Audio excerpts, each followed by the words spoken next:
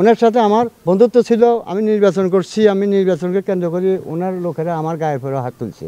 অন্যের বাড়িতে ভাঙচুর, চাঁদা না দিলে ব্যবসা প্রতিষ্ঠান থেকে মালিককে তুলে নিয়ে নির্যাতন করা, বিএনপি জামায়াতের নেতাকর্মীদের মারধর করে পরিবার ছাড়া করা, এমনকি প্রকাশ্যে দিনে দুপুরে মানুষ হত্যা করা। আওয়ামী লীগের ১৬ বছরের আমলে এমন কোনো কুকর্ম নেই যেটা করেননি বীর মুক্তিযোদ্ধা আব্দুল হাই কানু। বিএনপি জামায়াত কিংবা সাধারণ মানুষ নয়, আওয়ামী লীগের নেতাকর্মীদের জন্য তিনি ছিলেন মূর্তিমান আতঙ্ক। অনেকে তার অত্যাচার সহ্য করতে না পেরে দেশেও পাড়ি জমান। কানুকে হেনস্থার ঘটনায় যখন দেশ জুড়ে তোলপাড় চলছে, তখন একে একে বেরিয়ে আসছে তার অতীতের সব কুকর্মের তথ্য। ওনার সাথে আমার বন্ধুত্ব ছিল, আমি নির্বাচন করছি, আমি নির্বাচনকে কেন্দ্র করে ওনার লোকেরা আমার গায়ের পরে হাত তুলছে।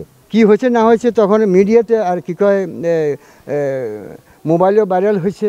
আব্দুল হাই কানু ১৪ গ্রামের লুদিয়ারা গ্রামের বাসিন্দা। স্থানীয়রা জানান, হেনস্থার এই ঘটনার পেছনে মুক্তিযোদ্ধাকে লাঞ্ছিত করার মতো ধৃষ্টতাপূর্ণ কোনো উদ্দেশ্য ছিল না। এটি বরং তার বিরুদ্ধে মানুষের অনেক দিনের জমে থাকা ক্ষোভ থেকে ঘটেছে।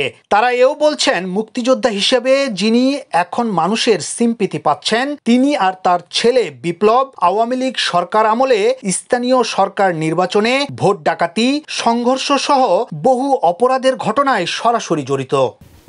উনি যে কি কয় এলাকার খারাপ কাজের সাথে জড়িত ছিল, এটা আওয়ামী লীগ আমলে। হ্যাঁ, এই কারণে উনি আওয়ামী লীগেরাও ওনাকে প্রত্যাখ্যান করছিল প্রায় ৮ বছর। মানে কত বছর এ ছিল, আওয়ামী লীগ আমল ছিল ১৬ বছর। ১৬ বছরেতে উনি ২ বছর ছিল এলাকাতে, আর ১৪ বছরে উনি এলাকার বাইরে ছিলেন। ২০১৬ সালে লুদিয়ারা বাজারে কানু ও তার ছেলে প্রকাশ্য দিবালোকে ব্রাশ ফায়ারে যুবলীগ কর্মী আবু বক্কর সিদ্দিক রানাকে হত্যা করেন বলে অভিযোগ রয়েছে। এ ঘটনায় সে সময় সমাবেশ করে বাপ বেটার সর্বোচ্চ শাস্তি দাবি করেন স্থানীয় আওয়ামী লীগ সহ এলাকাবাসী। এছাড়াও অভিযোগ রয়েছে, আব্দুল হাই কানু উপজেলা যুবলীগ নেতা শাহিন হত্যাকাণ্ডের সাথে সরাসরি জড়িত ছিলেন।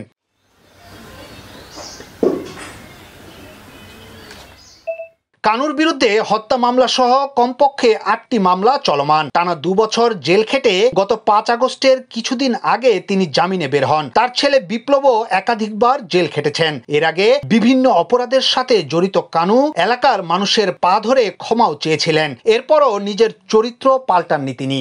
আওয়ামী লীগ আমল ছিল ১৬ বছর। ১৬ বছরেতে উনি ২ বছর ছিল এলাকাতে। স্থানীয়রা বলছেন, কানু গত ১৭ বছরে এলাকায় সন্ত্রাসের রাজনীতি কায়েম করেছিলেন। একাধিক হত্যা, বাড়িঘর ভাঙচুর এবং চাঁদাবাজির সাথেও জড়িত তিনি। বিএনপি জামায়াতের তকমা দিয়ে অসংখ্য মানুষকে মারধর করে বাড়িছাড়া করেছেন কানু। এসব কারণে নিজ দলের ক্যাডারদের হাতে মারধরের শিকারও হয়েছেন তিনি। বর্তমানে কানু কুমিল্লা ছেড়ে ফেনীতে অবস্থান করছেন। নিরাপত্তার কারণে ঘটনার পরপরই তিনি এলাকা ছাড়েন। সেখানে ছেলের সঙ্গে আছেন কানু। প্রশাসন যদি তার নিরাপত্তা নিশ্চিত করে তবেই বাড়ি ফিরবেন বলে জানিয়েছেন এই মুক্তিযোদ্ধা।